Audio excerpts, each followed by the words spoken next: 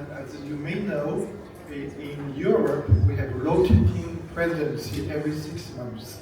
So the Hungary will take the next term, 1st July. That's why their officials are all busy. So he recorded a video for this meeting. So let's welcome him.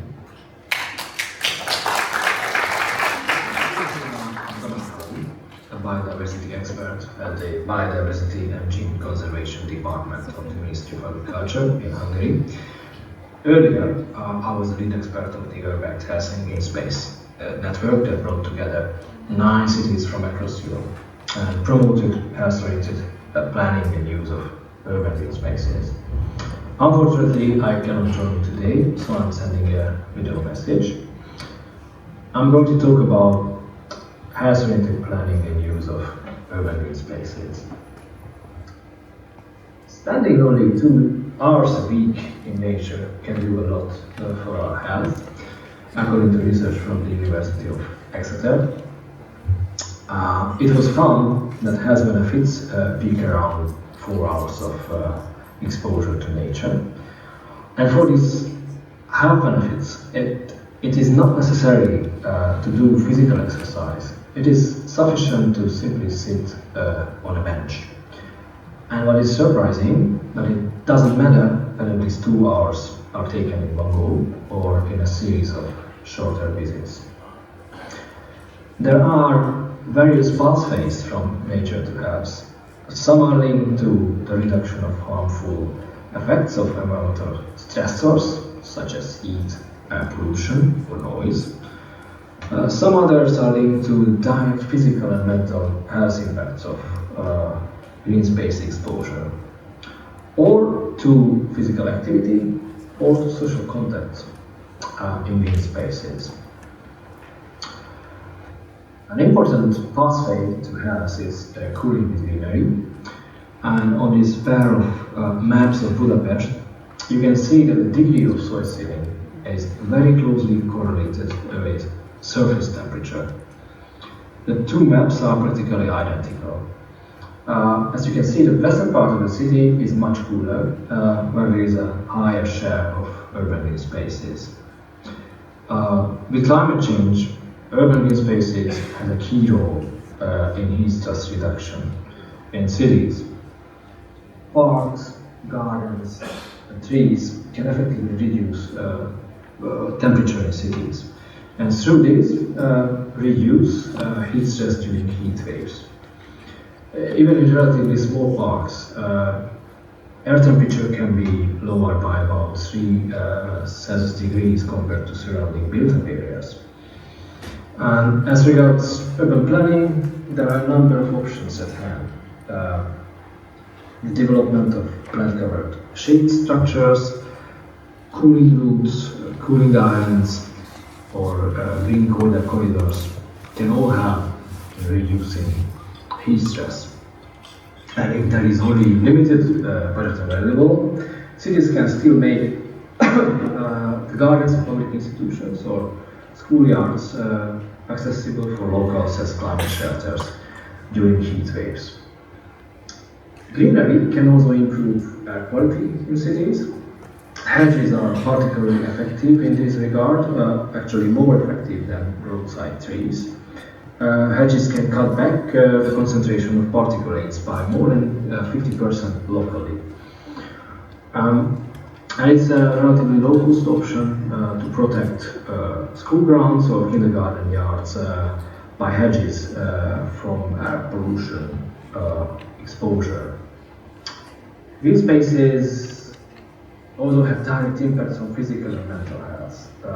Evidence shows that people who spend more time in green spaces have significantly reduced risks for a number of chronic illnesses. And according to research, exposure to green spaces is linked to lower heart rate, blood pressure, lower cholesterol, and reduced incidence of stroke, asthma, diabetes, or coronary heart disease. Exposure to nature also has mental health benefits that include improved mood, and reduce stress levels, depressive symptoms, and improved overall cognition. Urban green spaces can be directly used for medical purposes, and there is a range of options, organizing outdoor physiotherapy sessions, guided rehabilitation or prevention walks in green spaces, or the use of healing gardens or horticultural therapy. For health and also well-being benefits, the animation of green spaces is key. And green spaces can be effectively animated, for instance, by the organization of cultural programs. Parks can be appropriate settings for exhibitions, music, dance, public readings, or theater plays.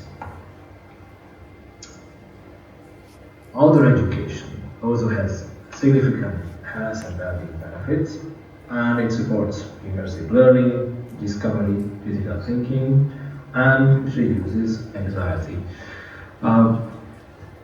Basically, you just need 3 stumps and a whiteboard to create an outdoor learning space. And you can teach anything outdoors: reading, writing, mathematics, or arts. The availability of green spaces is strongly linked to greater levels of physical activity, and organized activities are particularly efficient in encouraging green space use for physical activity.